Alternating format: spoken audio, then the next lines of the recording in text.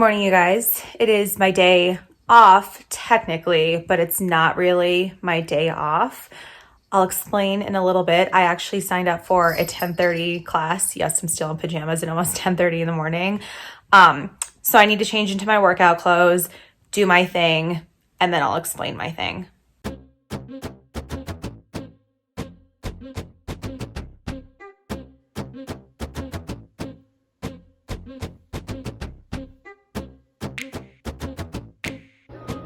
I just tried to clip into my bike and somehow my cleat is like all crooked. See that clip-in thing?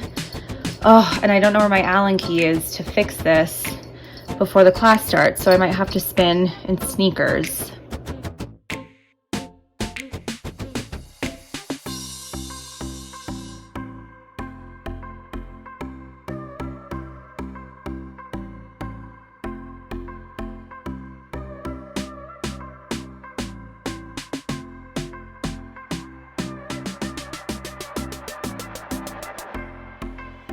Okay, I am done exercising, done getting ready, and halfway done doing what I needed to do for my day off of work where I'm actually working.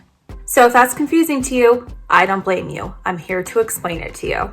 All right, so today is Monday, and tomorrow on Tuesday, my plane is going out on a trip. We're using a contract flight attendant though. I am not working this week. So earlier today, before I got ready, the contract flight attendant who has flown for my company before, so she's pretty familiar, which helps make my job easy. But she called me to go over the schedule, the passenger count, passenger preferences, and things like that. And actually, I left that notebook downstairs, so I'm gonna run downstairs and I'll kind of walk you guys through what I walked her through. All right, so here's my notebook full of flight attendant things. Like I said, the flight leaves on Tuesday at 7:24 a.m. with 6 passengers, and it is 6 hours long. So one of the passengers only eats fish. None of the other passengers have dietary restrictions. So obviously, this contract flight attendant is going to be serving breakfast and lunch. I thought quiche was a good option for her, just have a few different ones. And then later on in the day, they ferry flight, and that's just where the plane is parking overnight. So she knows to feed the pilots at that point.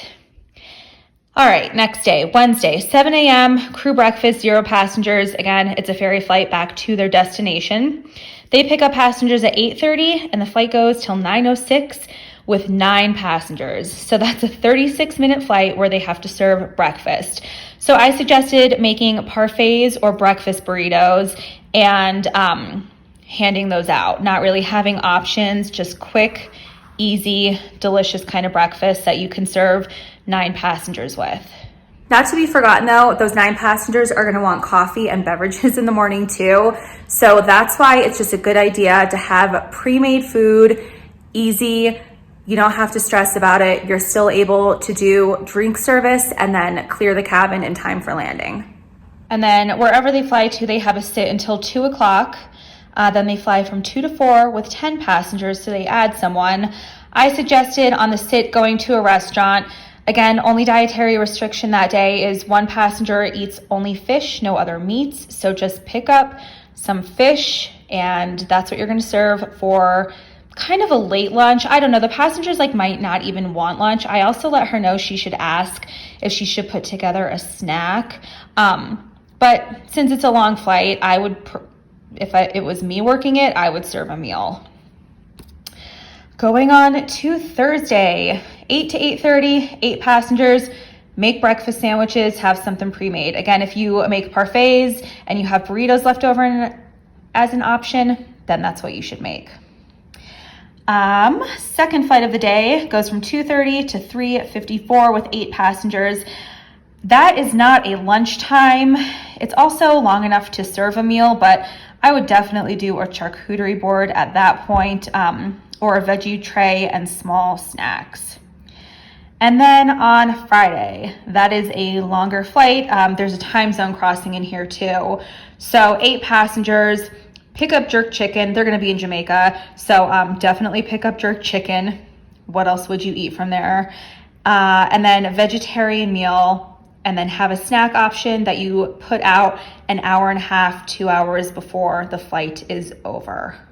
So I've tried to prepare the plane as best as I could for our contract flight attendant before she goes into work tomorrow. So on my last trip, I stocked everything. There's plenty of extra waters, linens, napkins, plenty of snacks. I made a snack basket and a chip basket, and I put extra items on the airplane for her to use in general.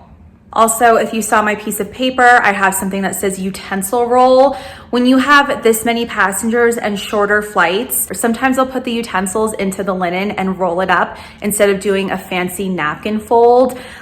When the flights are that short, passengers don't have time to appreciate a fancy napkin fold. You just have to give them the linen, the utensils, hope they eat quick, hope you can clean up quick. So I also let her know about that. And then I had some standard stock in the commissary. If you watched my video, the plane is not gonna stock itself. You know that we do the grocery shopping. So I happen to have plenty of prepackaged vegetarian meals that I also left on board in case my fish eater does not wanna eat the fish option that she presented for the passengers on the days that they're flying. I've tried to get her in as good of a position as I could get her in before she starts flying and taking over. But right now, I'm also gonna pick up some groceries and things like that for her.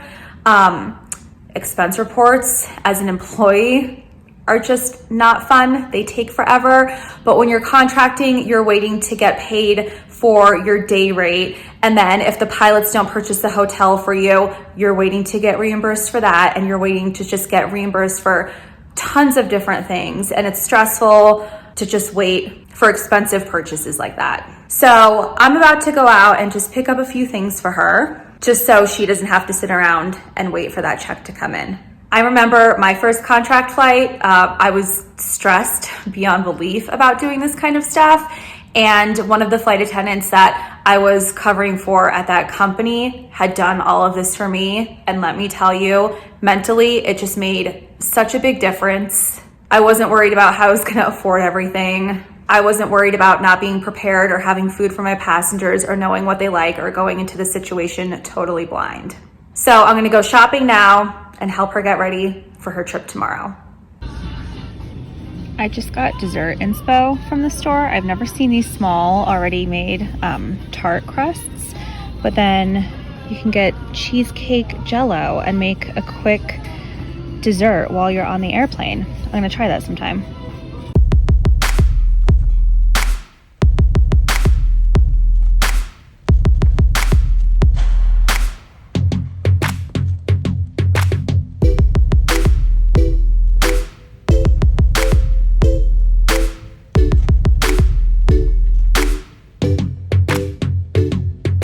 I am in the hangar garage, literally in the hangar. That's why it's so dark trying to talk to you. We just finished loading the plane and chatting about everything, and it's so dark. I feel like I should talk to you guys from somewhere else. All right, I am back home and back inside where the lighting situation is a little bit better. So I met the contract flight attendant. I think I told you guys that part. Dropped off the groceries and helped her load all of the non-perishables onto the plane. This is in addition to the stuff that I had loaded when my trip ended, trying to get things ready for her also. And I didn't film anything while I was at the hangar, besides me pushing a cart of supplies, really, because it just wasn't that exciting. Like, I've shown you guys what it's like to load a plane before I load plane for my trips. So we chatted for a little. We made sure that we had a tentative menu finalized. She knows at least what dietary restrictions are for passengers and if she should be serving full meals or snacks. I also gave a few suggestions on where she could pick up catering. At no point on this trip is she going to use a caterer though. I think she's either bringing her own food or picking up from restaurants. So cost-wise, it's a good contract trip. And then I also did some grocery shopping of my own when I was out. This way I could prepare some dinner for Johnny when he gets home from work. So all in all, I would say I had a pretty successful day.